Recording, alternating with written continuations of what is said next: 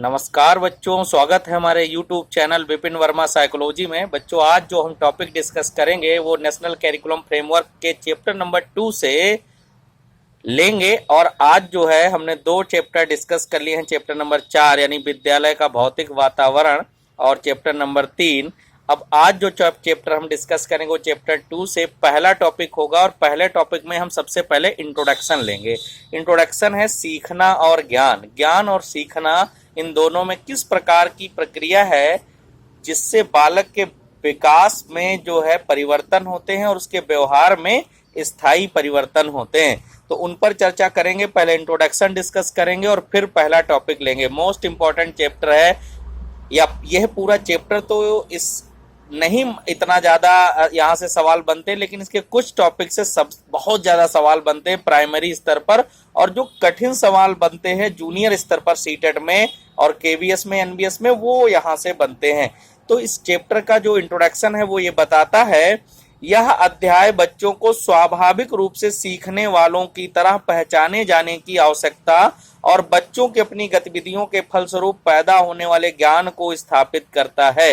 यानी जो लर्निंग का मॉडर्न कॉन्सेप्ट है या कॉग्निटिव साइकोलॉजी है, उसके बेसिस पर ये लिखा गया चैप्टर है।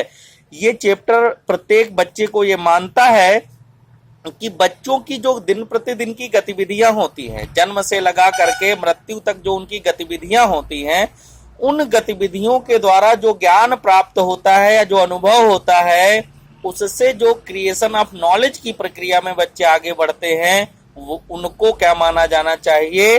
स्वाभाविक सीखने वाली प्रक्रियाओं का अंग या हिस्सा माना जाना चाहिए। इसी में आगे हम बात डिस्कस करेंगे। तो आती है बात कि विद्यालय से बाहर हम बच्चों की जिज्ञासा, खोजी व लगातार प्रश्न पूछने की प्रवृत्ति का आनंद लेते हैं। बच्चे अपने आसपास की दुनिया से बहुत सक्रिय रूप से जुड़े रहते हैं। कई बार क्वेश्चन आता है, केवल होता है चिल्ड्रंस आर यानी बच्चे। ये प्राइमरी सेंट्रल टीटी में क्वेश्चन आया है बच्चे, अब क्वेश्चन मार्क होता है और ऑप्शन पहला होता है कि निष्क्रिय होते हैं, दूसरा होता है वो कोरा बर्तन होते हैं यानी टबुला रसा होते हैं, तीसरा बड़ों के ज्ञान के द्वारा वो अपने आप को निर्मित करते हैं, और चौथा होता है वो सक्रिय दुनिया से जुड़े होते हैं और आसपास से जुड़ने के लिए या सीखने के लिए अपने अनुभवों और अपने ज्ञान और क्षमताओं का प्रयोग करते हैं। तो बच्चे बहुत ही इंटेलिजेंट होते हैं, जन्मजात उनके अंदर क्रिएटिविटी होती है, भाषा की क्षमता होती है, जिससे वो क्या करते हैं, पियाजे के अनुसार भौतिक वातावरण से अंतःक्रिया करते हैं, और अंतःक्रिया करने से वो धीरे धीरे धीरे धीरे जैसे मेंटल मैच्योरिटी आती है, अपने व्यवहार और विकास में परिवर्तन करते चले जाते हैं। तो यहाँ पर एक और बात आती है कि बचपन, विकास और निरंतर बदलाव की अवस्था। एक बार क्वेश्चन पूछा गया था बचपन क्या है, तो बचपन बदलाव और निरंतर विकास की प्रक्रिया है, जिसमें कई सारे प्रोसीजर बहुत फास्टली, रैपिडली होते चले जाते हैं। गर्भावस्था से मृत्यु तक की जो प्रक्रिया है, उसमें जो शैशवावस्था, बाल्यावस्था और किशोरावस्था, ये 3 अवस्थाएं होती हैं, बच्चे के संपूर्ण विकास की गाथा लिखती हैं। आगे लिखा है कि इसमें सामाजिकृत होना भी शामिल है, जिसमें बच्चा संसार का ज्ञान ग्रहण करता और नए ज्ञान का सृजन करता है। बच्चा अपने आसपास से को दूसरों से जोड़कर देखना सीखता है, जिससे उसकी समझ बनती है, वह कार्य कर पाता है और परिणाम स्वरूप अपने व्यवहार में कई सारे रूपांतरण कर पाता है। यानी बच्चे को यहाँ अपने आसपास के जहां वो रहता है, जहां वो सराउंडिंग इन्वायरमेंट में चीजों को सीखता है, उन्हीं से क्या करता है, विभिन्न प्रकार के ज्ञान और अनुभव के द्वारा अपने व्यवहार में परिवर्तन करता है। प्रत्येक बच्चे को विरासत में कुछ न कुछ चीजें अवश्य मिली होती हैं, समाज से, पूर्वजों से या सभ्यता से।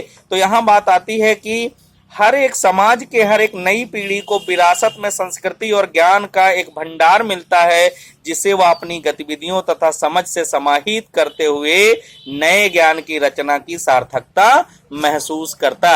यानी प्रत्येक बच्चा क्या करता है, जो कुछ उसको चीजें पता चलती हैं और जो कुछ उसको विरासत में मिलती है, समाज से मिलती है, अंतःक्रिया करने के बाद उनको और अपने अनुभवों के साथ नए ज्ञान का निर्माण करता है। ये था इंट्रोडक्शन। अब हम आए हैं चैप्टर नंबर 2 के टॉपिक नंबर पहले पर, और टॉपिक का नाम है 2.1 और टाइटल है सक्रिय विद्यार्थी की प्राथमिकता। छोटा टॉपिक है, हम जल्दी इसको कवर कर लेंगे।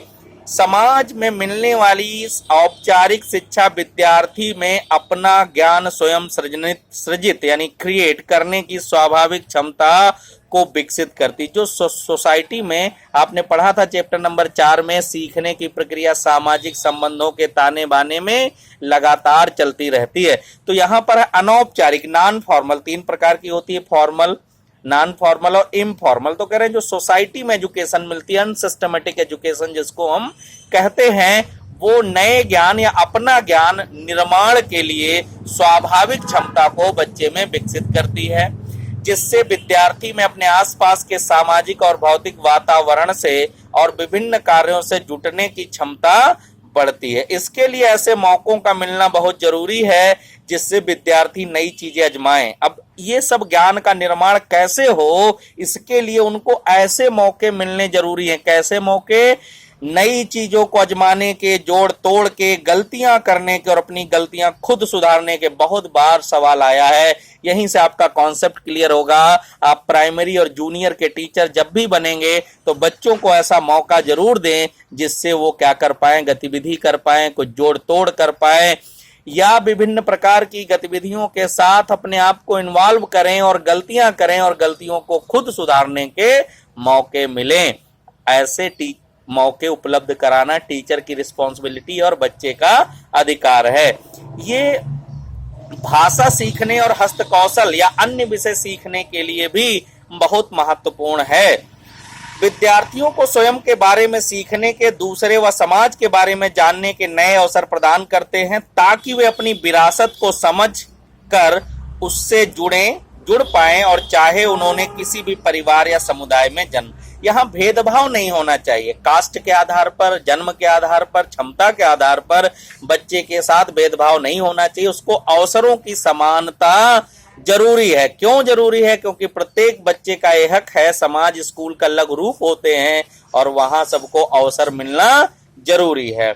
पाठचर्या का वर्तमान सरोकार बच्चों को सार्थक अनुभव देने वाली तथा समाहित करने वाली शिक्षा प्रदान करने का है। पाठ्यपुस्तक संस्कृति से दूर हटने का प्रयास भी, जिसके लिए यह जरूरी होगा कि हम विद्यार्थियों व सीखने की प्रक्रियाओं के बारे में जो सोचते हैं उसमें मूलभूत बदलाव लाए जाएं। अतः बाल केंद्रित शिक्षा के तात्पर्य व निहितार्थ का गहराई से देखने की आवश्यकता है। अगला जो पॉइंट हम पढ़ने जा रहे हैं वो लिख के ले लीजिए। कम से कम 10 बार ये सवाल आया है। क्वेश्चन पूछा जाता है बाल केंद्रित शिक्षा शास्त्र का अर्थ है।